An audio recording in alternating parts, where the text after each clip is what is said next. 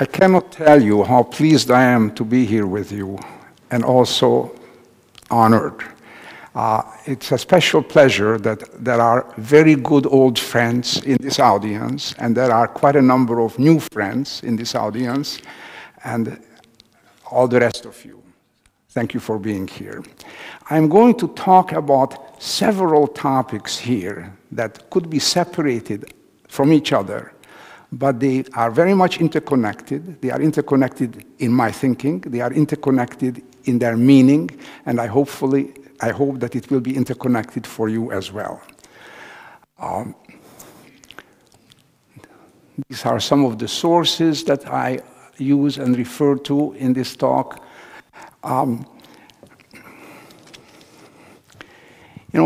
Intense violence between groups doesn't suddenly emerge. Even when it looks like it does, there was a report by a commission led by Madeleine Albright and William Cohen, important American politicians, who described certain intense violent events as volcanic. If you really study it, you can see the evolution that leads, the social, behavioral evolution that leads to intense forms of violence. I believe that we can identify the conditions that make violence probable, but we cannot from an early point say what kind of violence it is going to turn out to be. So, for example, if you want to prevent genocide, if you want to prevent large-scale mass killing, you cannot wait until it becomes genocide, because then you are really not preventing it. You have to respond early to the indicators that show that there is likely to be this kind of an evolution leading to violence. Now, of course, you can see along the way how this evolution progresses, and violence begins, and then intensifies, and so on. But even before there is significant violence, you can identify the likelihood that there will be such violence. Because of this especially, it's important to understand the roots of violence, what leads to it, in order for us to respond to them, to these conditions. Now, I am going to very briefly describe some of the starting points and some of the psychological and social processes that make large-scale group violence probable. And the basis for this is my analysis of a whole variety of genocides and mass killings, and looking at the antecedents of these, ranging from the Holocaust to the genocide of the Armenians, the auto-genocide in Cambodia, to the disappearances and mass killing in Argentina, to the genocide in Rwanda, and so on. So I do a historical, psychological, social analysis to identify what are the conditions that make extreme group violence probable. And one of the starting points, or what I call instigating conditions, is what I call difficult life conditions. And I put these together because I believe that they have the same kinds of effects on individuals and groups of people. So one of them is economic deterioration. Poverty in itself does not seem to be a significant starting point in the evolution towards extreme violence. But economic deterioration, people being worse off than before, is one of those conditions. Political disorganization and chaos in society is another of these conditions. Very great social change is also problematic in this regard. And if you think about it, and if you think of the history of Sweden, for example, and you think even of very great positive changes, you see that people have difficulty and they respond in a variety of problematic ways sometimes, even to very great positive changes, and much more so of very great negative changes, or just great social changes. So, for example,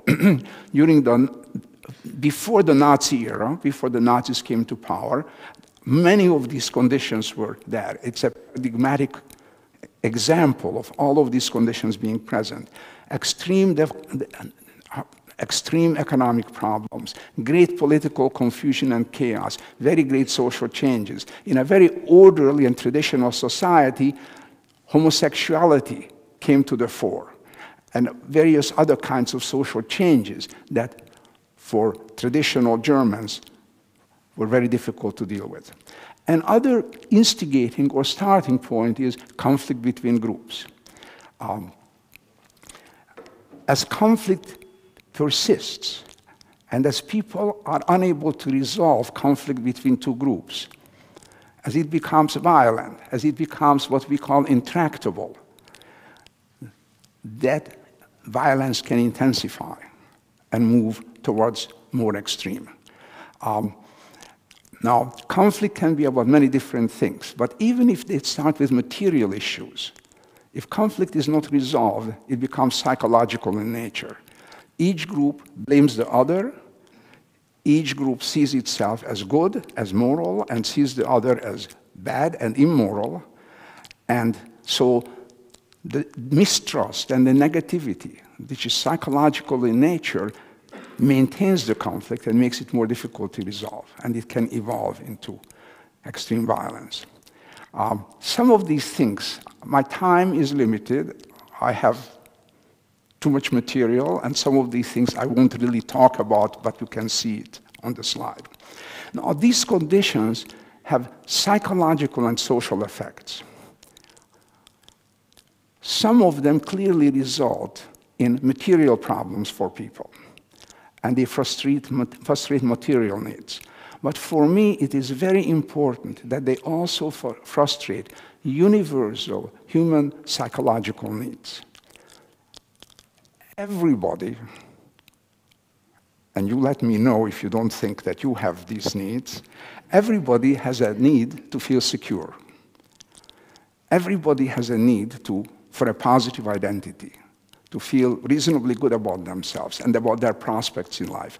Everybody has a need to feel some effectiveness in influencing their life and the conditions in their life and the conditions in their family's life.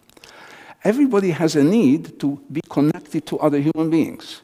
And everybody also has a need to understand the world, to have some comprehension of reality and their own place in the scheme of things. If you don't have some kind of a comprehension of reality, an extreme form of that is psychosis. So even a bad comprehension is better than no comprehension. And under these conditions that I described, all of these needs tend to be frustrated for large groups of people. So how do people deal with this? Well, one way that often they deal with it, many people deal with it, is that their identity shifts. Rather than thinking of themselves as an individual, as a person, in their own right, they move to become a group member. Rather than being just a person, I am more a German, or I am more a part of an ideological movement, or I joined the Khmer Rouge, and I have their ideals, and I will talk about these ideals. So turning a group for identity to identity is very important. The group often scapegoats some other group for the life problems and the difficulties of life and for the conflict. Why are these things happening? It is because of these people, because of the problems they are creating, because of their behavior, and so on. And a crucial aspect of what leads to violence is that ideologies emerge. Ways of thinking that give people hope. What are some of these ways of thinking? Nationalism is one of them, recreating the greatness of the nation that is obviously not evident under these conditions.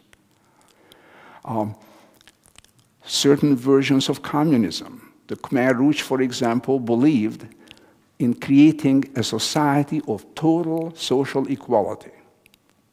That sounds good, total social equality, right? The problem is the total. And the other problem is that when these ideologies arise, usually enemies are identified that stand in the way of their fulfillment. So in order to create the total social equality in Cambodia, we have to eliminate all the people who ruled this country before, all the landowners, and also all members of the intelligentsia, because in their view, educated people would not be able to live in such a society, would not contribute to such a society, would oppose such a society. So I'd like to give this example because it is shocking to everybody, and to me also.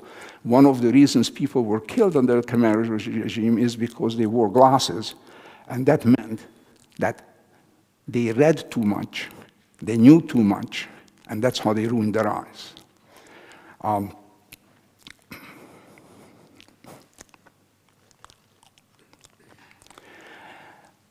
In social conditions, another important contributing factor is the nature of the culture, the nature of the society, the characteristics of the culture. A history of devaluation of another group is often a very important element.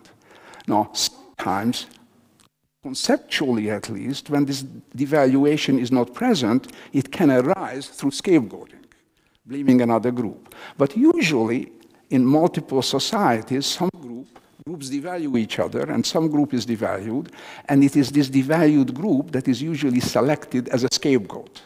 The historical devaluation selects the group to be the scapegoat, and also to be the ideological enemy. So these processes are interconnected. Devaluation, destructive ideology, another condition that makes violence more likely is the victimization of the group at some time in the past, during some historical period. When people are victimized by others, they tend to come to see the world as a dangerous place. If the world is dangerous, then you must be very careful in responding to new threat. So when a new threat arises, when a new conflict arises, it becomes much more difficult to engage in constructive social processes to address and resolve this conflict. And it becomes much more likely that a group or an individual responds to new threat and new difficulties by what I consider defensive violence. They think that they are defending themselves, but in the course of that, they become perpetrators. Now, I'm talking about past victimization that has not been addressed, that the society has not addressed and has not engaged with, and there has been no healing processes, which is often the case. Another contributing cultural characteristic is very strong or uncritical respect for authority. If children are raised in a way to unquestioningly obey authority, if people are raised in such a way to go along with the word of authorities, that means that they are not looking themselves at events and making their own judgment. And when authorities, under these difficult conditions, first of all, when life becomes difficult, when there are challenges, when there is conflict, people are more likely to look for and turn to authorities to guide them. And they are more likely to follow authorities and less likely to resist destructive authorities leading them in a negative direction. So Germany was well known for a very strong respect for authority that developed under the Prussian system and by which children were raised. But it is also true of other societies like that. The same is true of Rwanda, a very hierarchical society, hierarchy in political structure, hierarchy in a variety of ways, and children are raised to obey authority. And if we had time, I would give you some extreme examples from my own experience in interacting with people there about how this expresses itself in very everyday matters and interactions. A very important element is passive versus active bystanders.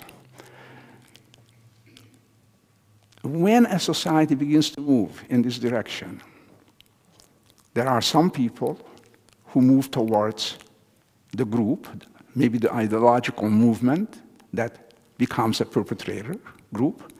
There are other people who, of course, unfortunately, are the victims, but a majority usually is a witness. They are witnesses and they have the potential to respond. But in most cases of genocide, along the way, there is very little resistance. There is very little opposition. The conditions of life are very difficult. People turn, even those who don't become perpetrators, turn more towards their group in terms of their identity. There is an authority-related culture, and resistance is quite limited usually. Except when the genocide actually begins, in most societies, a small number of people emerge as rescuers. One of our jobs has to be to raise children in a way, to help people develop in such a way, to help them gain an understanding of these processes so that they are more likely to respond early. Now, it's complicated also because to save a life by hiding somebody or in some other limited way, save a single person or 2 or 3 people, it's a very different process from trying to resist the movement of a society or a movement of a large group toward violence. That requires more coordination with other people, which under the conditions that usually exist is difficult. Unfortunately, it's not only internal bystanders, as I call them, who are passive, but also external bystanders. The rest of the world is usually also passive and doesn't do anything. And the potential for external bystanders to really make a difference is very great, I believe. And so one of our jobs, really, as human beings, as members of societies, is to work with our society and with other societies so that governments, groups of people, and so on become more active when there are these indications that violence is likely to become intense in a particular society. So as I was saying, violence usually evolves. Individuals and groups learn by doing, change as a result of their own actions. You cannot really harm another person without something happening in you. Now, if you have very strong values and you harmed somebody and you see that this is contrary to your values, you may turn around and may become less likely to do it again. But the social processes, the conditions, usually lead groups of people, when they begin to harm others, to justify their actions. They justify it by devaluing the other more. They justify it by excluding them over time from the moral realm. These are not people like us. Moral considerations do not apply to them. They transform in their morality. Very often, at least some group of people, some members of a perpetrator group, experience moral reversal, so that killing these other people becomes the right thing to do, becomes the moral thing to do. And this is all part of this process of evolution. I refer to this as steps along a continuum of destruction. And when we look both at these originating conditions and also at where a society is at a particular time in terms of the kind of actions that they are taking in relation to an identified victim group, then we know how dangerous that situation is.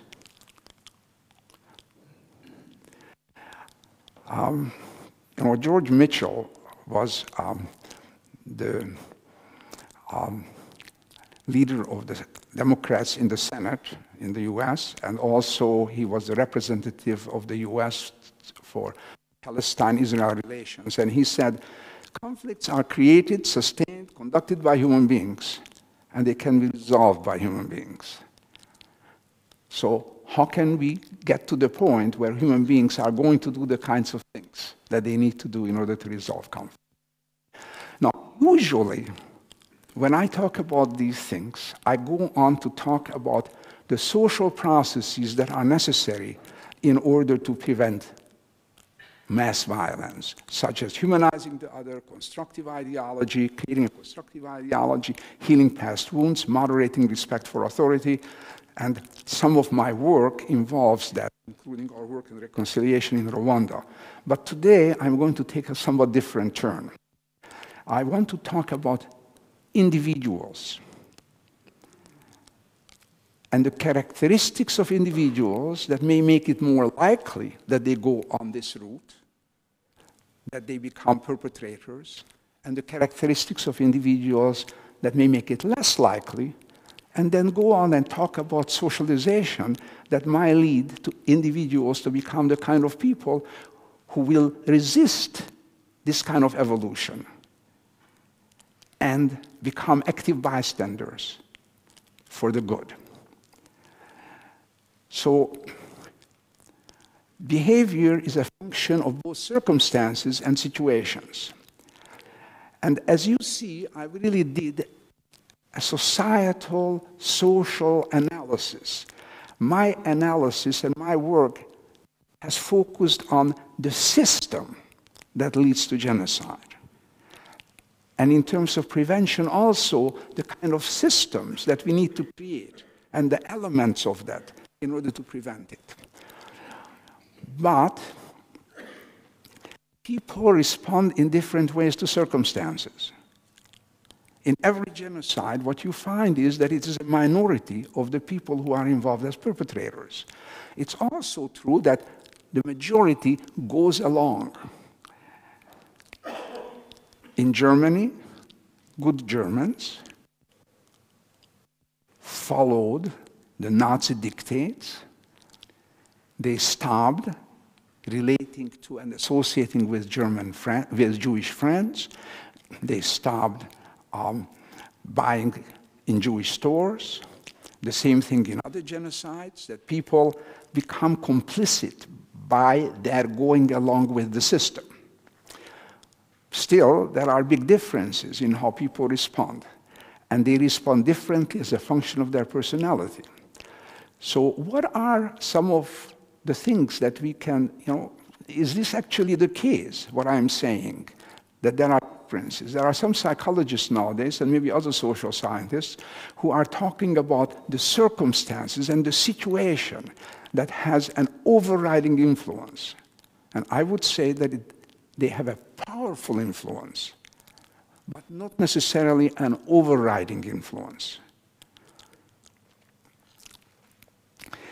Most of you probably know about the Milgram so-called obedience studies. Two people are put into a room. One of them is told that you are the teacher. The other one is told you are a learner. The teacher is told that whenever the learner makes a mistake, you give that person a shock, because that's one of the ways to teach people, by punishing them. And if they make another mistake, the person makes another mistake, you increase the level of shock. And then you increase it further, and you increase it further, and there are signs on the machine saying danger and more danger and extreme danger. And in some of these situations, you hear the person in the other room protesting and saying, please don't, no, I have a heart problem, stop. Over 60% of the people who are part of it, whether it's done at the university or done somewhere in the community and so on, go all the way to administer the shock under the basic condition. There are other conditions when the person is in the same room with you, and then the percentage declines. So, Milgram, a good friend of mine before he died, we were next door to each other at Harvard for a while, a very interesting man, and these studies are probably the most famous studies in social psychology, still today. He focused on the influence of the situation. You put people into this situation, and this is what happens. But a substantial number of people didn't go along. And we have only 2 studies that I know of what was associated with people stopping, or people being more likely to administer these shocks and going all the way. One of them was a study that showed that individuals who are more strongly authority-oriented, more strongly tending to obey authority, will be more likely to go all the way. And another study showed in a Kohlberg-type situation of moral judgment that people whose moral judgment focuses on their responsibility are less likely to go all the way. So yes, the situation, but the characteristics of individuals makes a difference. The Stanford Prison Study. Do all of you know the prison study? Phil Zimbardo at Stanford took a group of volunteers, divided them into guards and prisoners, and put them into a set-up prison in the basement of the psychology department at Stanford, and the guards became more and more abusive towards the prisoners, and the study had to be terminated. Now, I just want to say that study or experiment is too strong a word to describe this, because this happened a single time. A study usually means that you repeat things over and over and over again and see what happens. An experiment means that you do it over and over again and you compare conditions. Here, this happened a single time. And it is possible, for example, that one particular person who was especially aggressive as a guard, they named him John Wayne. You all know John Wayne, right? Well, this was a John Wayne who was especially aggressive as a guard. He may have created a kind of a climate that influenced other people. But that's not my main point here. My main point is that in my book, The Roots of Evil, I propose the hypothesis that maybe the people who volunteer for a study of prison life have characteristics that makes it more likely that they will be violent under those conditions. So two psychologists, Carnahan and McFarland, followed this up, put an ad into papers in Kentucky, asking people to volunteer for a study of prison life, or study for a psychological study of prison life, or a psychological study, and compare these people. The people who volunteered for the psychological study of prison life were more hostile, more Machiavellian, and less altruistic. So these people who entered this situation may have carried with themselves certain characteristics. And that's an important point. People enter situations in part as a function of their characteristics, and then they are further shaped by those situations, and again in part as a function of their characteristics. Also as a result of their group membership, because the group then begins to exert a strong influence. Steiner has done studies of former SS members, and he found that these people grew up in authoritarian families, were very authoritarian in their characteristics, and he talked about the sleeper, meaning people who behave normally, like the rest of us, under normal social conditions, but under certain extreme conditions, certain characteristics are activated in them, and then they respond more violently under those conditions. And that's really my general point, that circumstances and who we are join together in shaping our behavior. So let's look at the other side a little bit, the rescuers. Studies of rescuers show that they had certain characteristics and certain child-rearing experiences. One of their characteristics was they were empathic people. They sometimes described situations in which they saw somebody being harmed and they responded very intensely. And then later, they looked for opportunities to help somebody because of what they saw before, people being extremely badly treated. They had moral principles, such as belief in justice. And they had certain child-rearing characteristics similar to what I am going to describe later based on research on socialization of empathy and caring.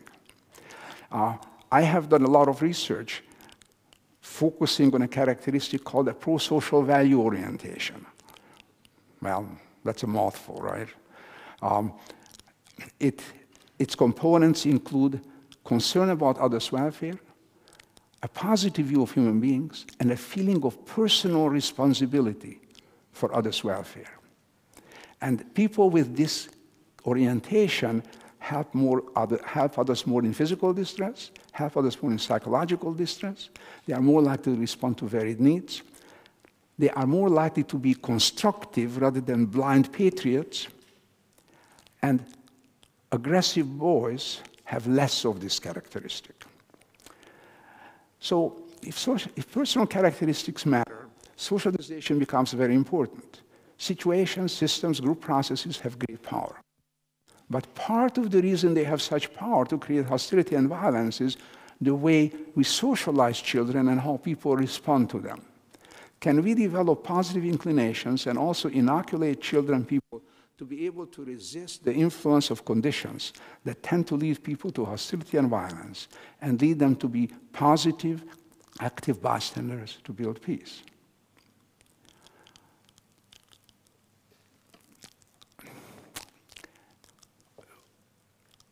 I have time until 5, is that right, for the talk?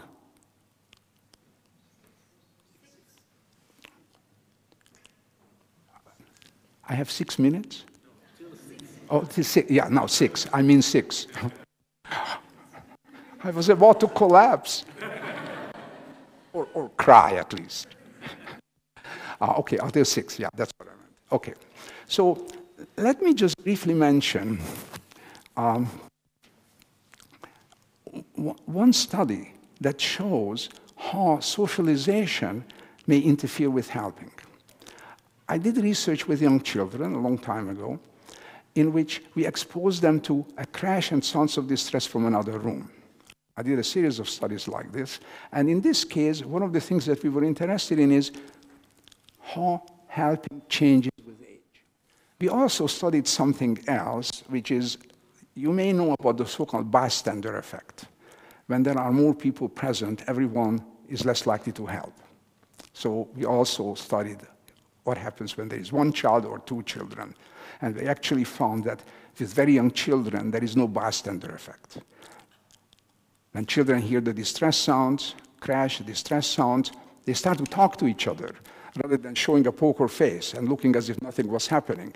And as they talk to each other, they generally, naturally move towards doing something and going to the other room and going into the other room.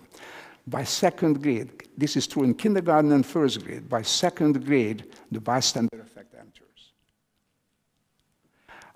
But the other thing that I wanted to talk about was that helping increased from kindergarten to 1st grade, from 1st grade to 2nd grade, remained the same in 4th grade, and sharply declined in 6th grade, so that 6th graders helped as much as kindergartners.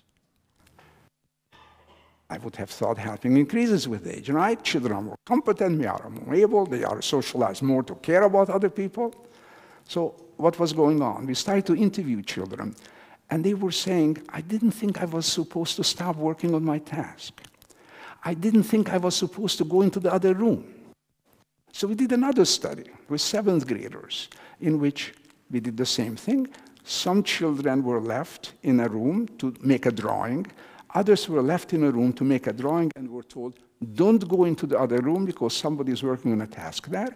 And still other children were told, if you need more drawing pencils, you can go into the other room.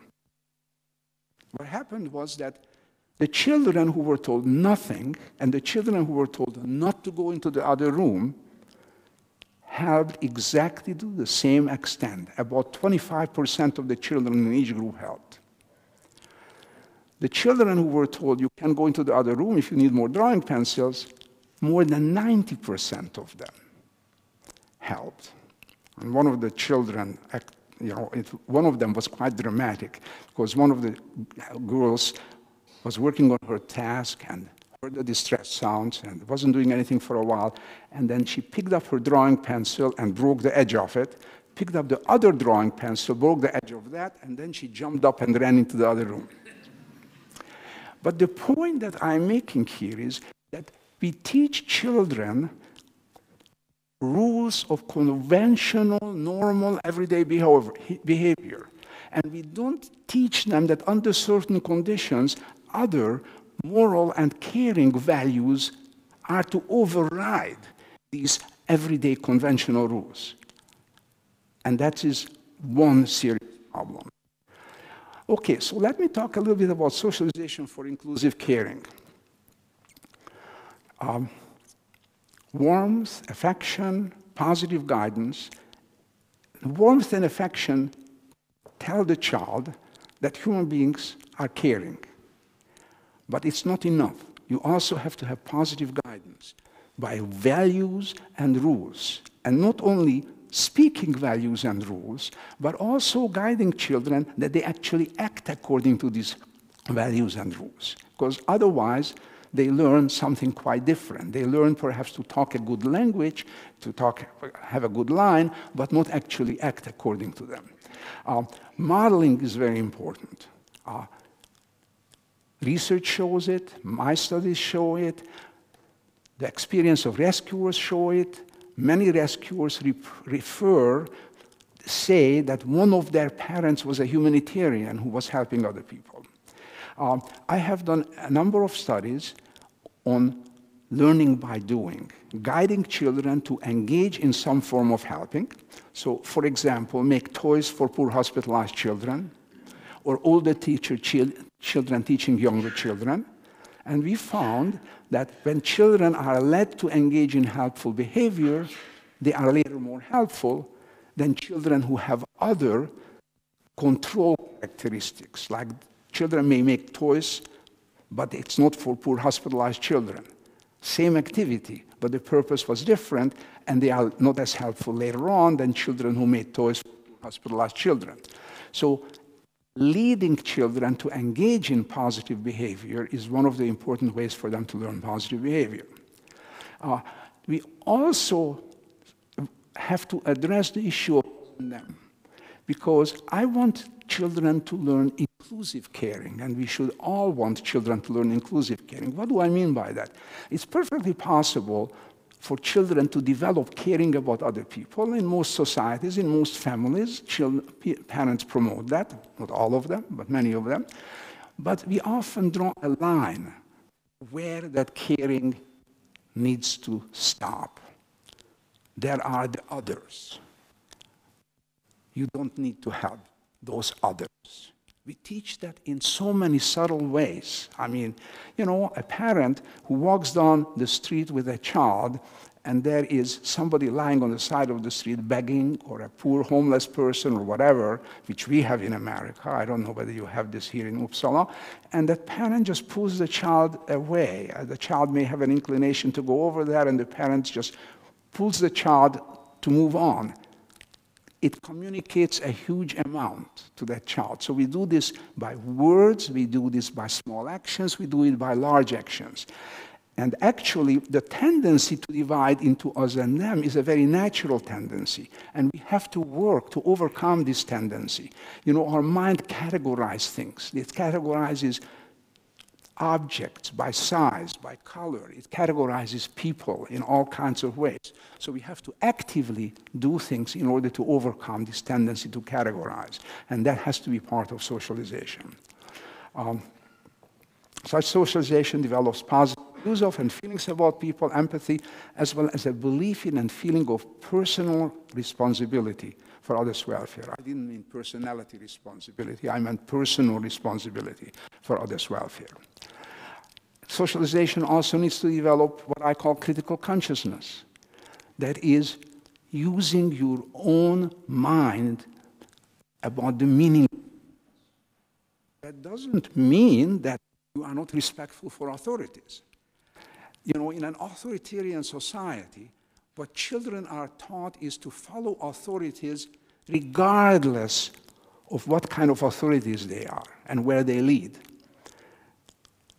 What we need to develop, and by we I mean everybody, in children, is to be respectful of authorities, but also make judgments when the behavior and actions and guidance of those authorities is contrary to basic human values and basic caring values. We also have to have children develop moral courage, because very often when any of these situations develop in a society or in your individual immediate environment, it requires moral courage to take some kind of action. What does moral courage mean? It means the willingness and the ability to speak or act, even when that can have negative consequences for yourself. Now, how do we develop moral courage? It's amazing how little we know about this in terms of actual serious research that would show how moral courage develops. I have been thinking about this, and I'm working on this some, and I think that one important piece is to help children have a voice in the home, in the school, to participate in discussions, in decisions, how to live in the school, what kind of rules to follow, what to do in the family. Because once you have a voice, then you are more likely to use that voice under challenging circumstances. Another thing is to actually encourage children when that doesn't involve great risk to act on their moral values. I don't know what it is like here in Sweden, but my belief and experience is that parents are so concerned about the safety of their own child that when there is any risk involved in doing something positive, parents tend to discourage the child from doing that. They don't want their child to become unpopular in school by talking in behalf of a child who is negatively treated, and so on. So I think that it is very important to allow children and to support children and to work with children as long as the risk is not too great.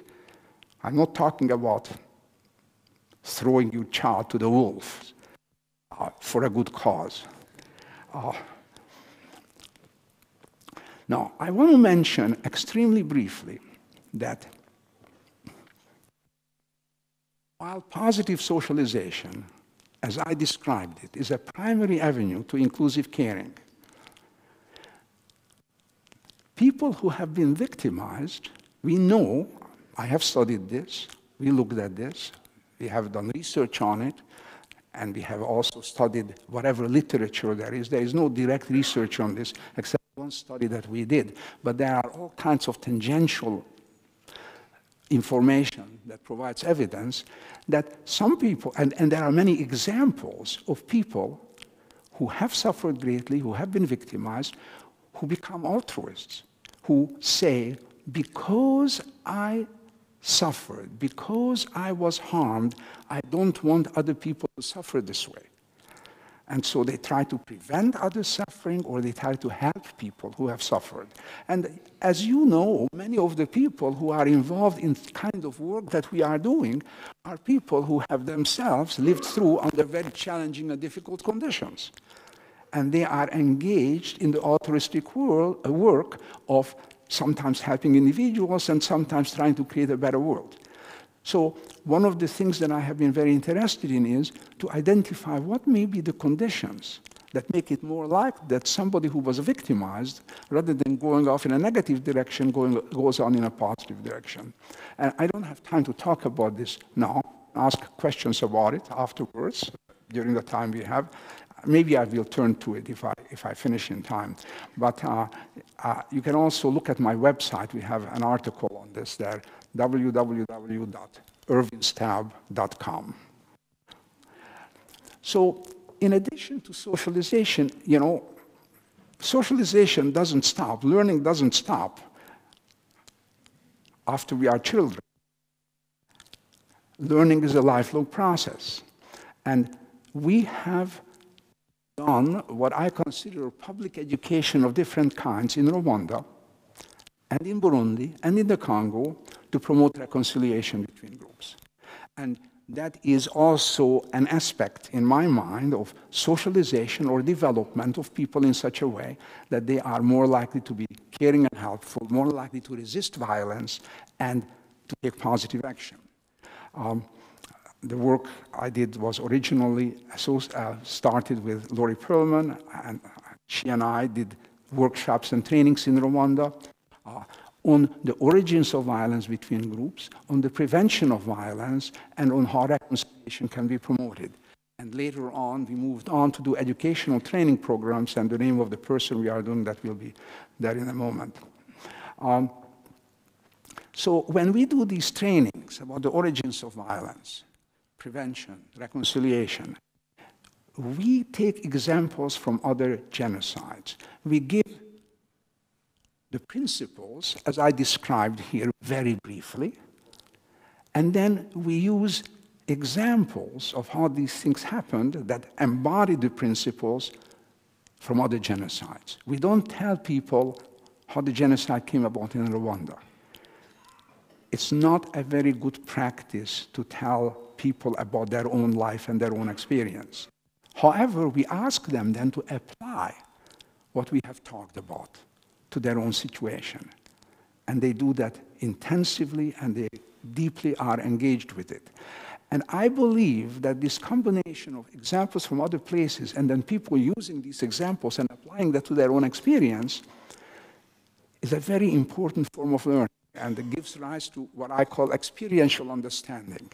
That goes beyond simply knowing these principles, difficult life conditions, and so on. It embodies them, connects to people's experience.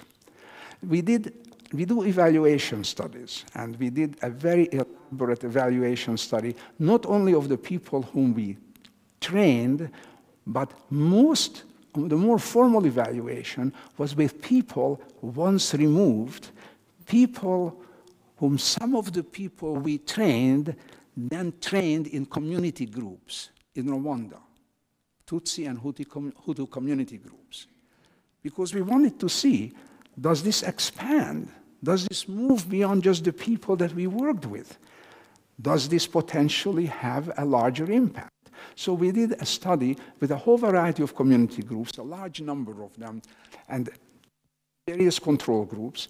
And what we found was that the people we trained, when they did work with community groups, after they stopped that work, 2 months later, people in those groups had fewer trauma symptoms, a more positive orientation towards the other group. Tutsis and Hutus saw each other in a more positive light. And they also expressed what I call more conditional forgiveness. We did this work in 1999, 5 years after the genocide. It didn't seem possible for me, reasonable for me, it didn't seem to make sense to ask people if you forgive or you have forgiven the other. So instead, we asked them, under what conditions would you forgive? And the people who were trained by the people we trained were more likely to say that I would forgive under this condition, that condition. Very often what they asked was for the other party to acknowledge what they have done, and also to express regret. Those were important elements in this conditional forgiveness. We moved then on to educational radio projects in Rwanda, Burundi, and the Congo, where we embedded our conceptions, our theories, and the approach that we developed in the training. We formulated communication messages that were basically simple descriptions of our theoretical notions. So, for example, violence evolves step by step over time. Or when people are passive in response to it, it is more likely that violence evolves. This is not exactly, but just to give you an idea. And also, we had another kind of a system.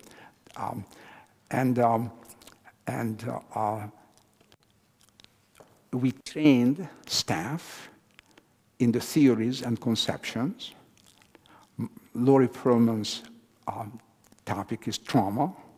And so we trained them in the origins of violence, prevention of violence, reconciliation, understanding trauma, and avenues to healing trauma. And then they worked with these communication messages to include them in a story. We have both informational programs where we simply communicate straightforwardly these matters, and then we have this radio drama. In Rwanda, for example, it is a story of two villages in conflict. One of the authorities gave a piece of fertile land that lies between the two villages to one of the villages some time ago in the past. Now there is a drought. That village is all right, but the other village, people are starving. And we have all the elements that contribute to a bad leader arising.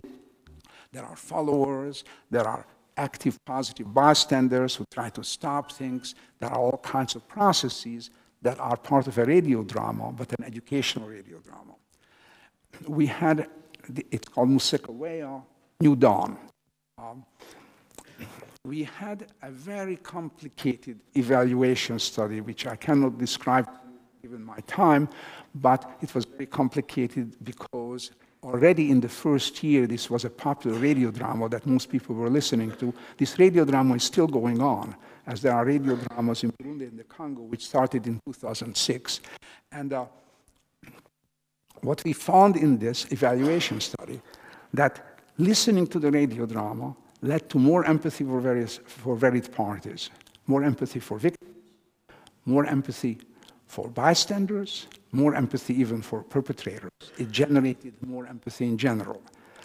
It led people to greater willingness to say that if they don't believe in something that somebody proposes, they are going to say so. They are going to oppose that.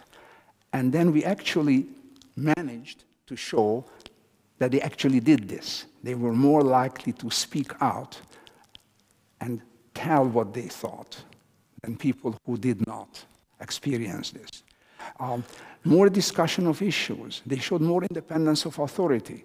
They engaged as a group in more discussion in contrast to control groups who immediately turned to an authority. And they were more likely to engage in discussion among themselves and make decisions that were different from that in the other group. We also have powerful examples from the community of people being affected by this. And I will just give you the less formal example. You know, one of my associates who was just now in Rwanda said to asked a taxi driver, "Do you know about Musekeweya?" And he said, "Of course, we use Musekeweya. We named somebody who did some bad thing after the bad guy in Musekeweya, and then when his behavior improved, we changed his name." Did you follow that?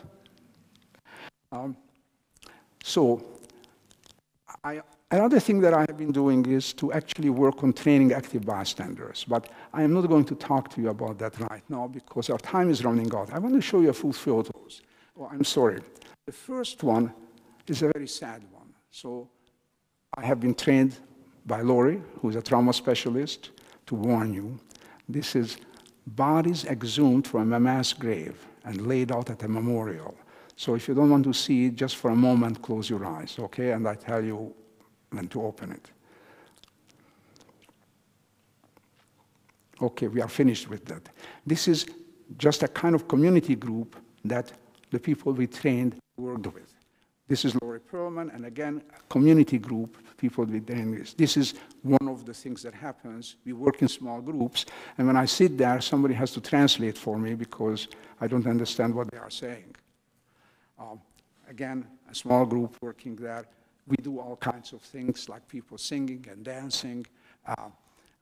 This is just a scene from Rwanda, from the countryside.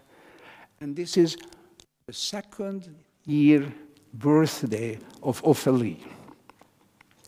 Ophélie's mother's neighbors came into their house and killed all the men. Then other neighbors came into the house and wanted to kill the women. And the people who killed the men stopped the other neighbors from killing the women. The things that were going on there were very extreme. And I just want to stop by saying that I was talking about bystanders and active bystanders, and the power of bystanders is very great. Even single individuals can do amazing things. And again, I could give you examples. And Groups can do great things. You know, the international community made a significant contribution of stopping apartheid in South Africa by a universal boycott. And so the potential power of groups is great. It has to be a thoughtful, directed response, because not all situations are different. The principles that I talk about always have to be applied to a particular setting in a thoughtful and sensitive way. But if we become a world of bystanders, we can really create a very different kind of world. Thank you very much.